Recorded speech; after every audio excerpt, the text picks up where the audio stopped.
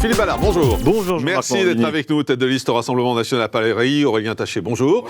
Député du Val d'Oise. Philippe Ballard, d'abord, vous avez été surpris de voir le bruit que ça a fait, votre changement de carrière? Très honnêtement, oui.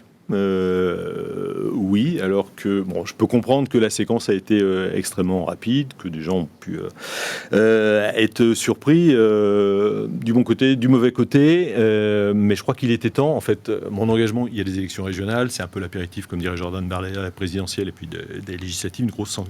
Vous avez vos citations maintenant, vous citez du Jordan Bardella, c'est bien. Oui, c'est quand même notre tête de liste en Ile-de-France, et il y a un très très bon sondage ce matin, d'ailleurs, j'espère qu'on aura l'occasion d'y revenir, qu'il place à 19% au premier tour et 21%. Et les items, et ça, Aurélien Taché, je pense qu'on pourra en reparler, parce que les 4 préoccupations prioritaires des franciliens sont quand même l'immigration, l'insécurité et la lutte contre le terrorisme. Aurélien Taché, je sens que vous bouillez de prendre la parole. Non, mais on a une demi-heure quand même. Deux choses, et puis après on va parler de tout ça, mais rapide, si vous me permettez, pas tant que ça, parce qu'apparemment vous étiez depuis septembre encarté au RN et en même temps présentateur à LCI, ce qui quand même pose 2 ou 3 petites questions, excusez-moi de vous le dire, monsieur Ballard. Oui. Et deuxième chose, qui moi je voudrais surtout, sur laquelle je voudrais insister.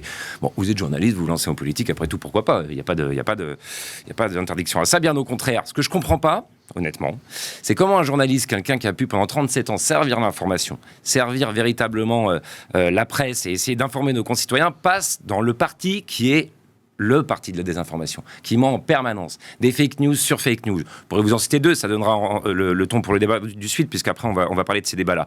On a par exemple Jordan Bardella qui nous dit, depuis tous les terroristes sont liés à l'immigration. On a les chiffres du ministère de l'Intérieur qui nous disent 80% français, 80% des terroristes sont des gens d'origine française. Première fake news, par exemple, c'est un exemple.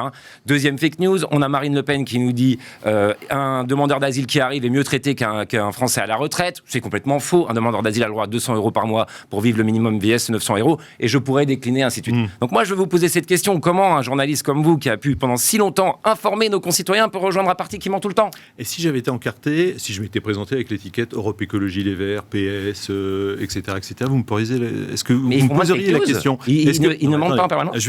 On va répondre à tout cela. On va prendre ça dans l'ordre. Est-ce que si j'avais une autre couleur politique, vous m'auriez fait ce reproche ?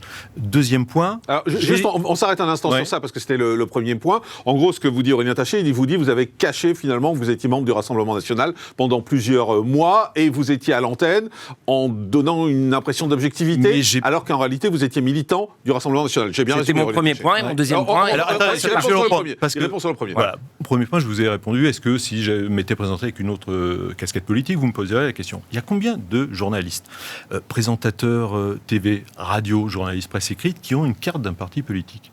Et est-ce qu'à chaque fois que vous allez dans des émissions politiques, vous leur posez la question, avant d'entrer sur le plateau, est-ce que vous avez une carte d'un parti politique ? Il faut l'assumer en tout cas alors. Moi, mon point, ça y est, maintenant c'est fait. Ça a mis un petit peu de temps, c'était mon premier point. Mais la deuxième question m'intéresse encore plus. C'est pas ce que je vous disais, non. Est-ce que quand vous rentrez pour participer à une émission télé-radio... Non, mais est-ce qu'il ne faudrait pas le dire ? Est-ce qu'il ne faudrait pas que les journalistes le disent ? Est-ce qu'il ne faudrait pas que les journalistes qui sont encartés le disent ? Pourquoi pas ? Sauf que si on est au RN... Moi je pense. Oui, moi aussi.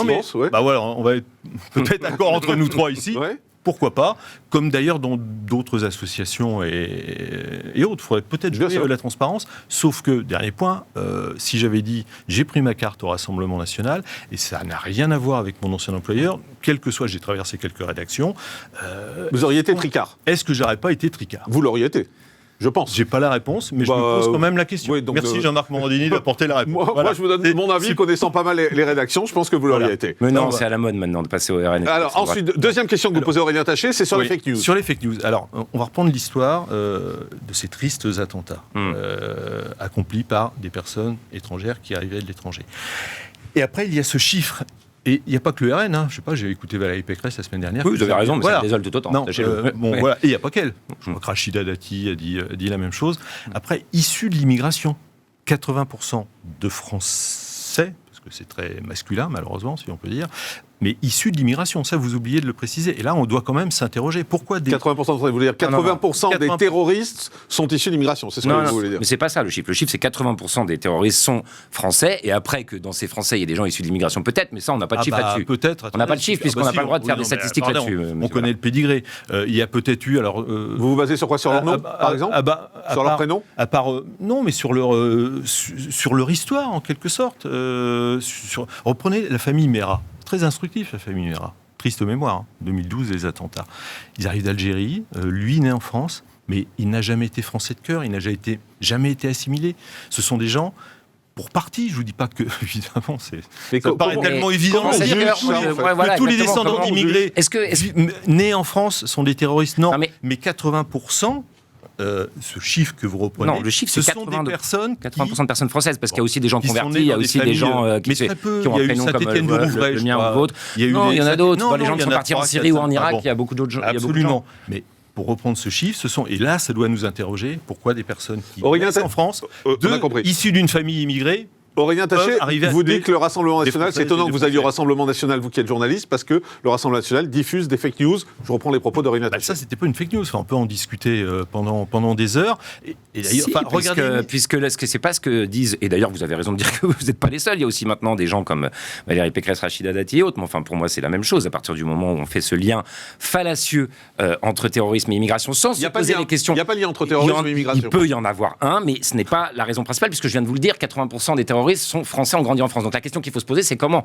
un gamin qui a grandi en France peut devenir terroriste. C'est ça.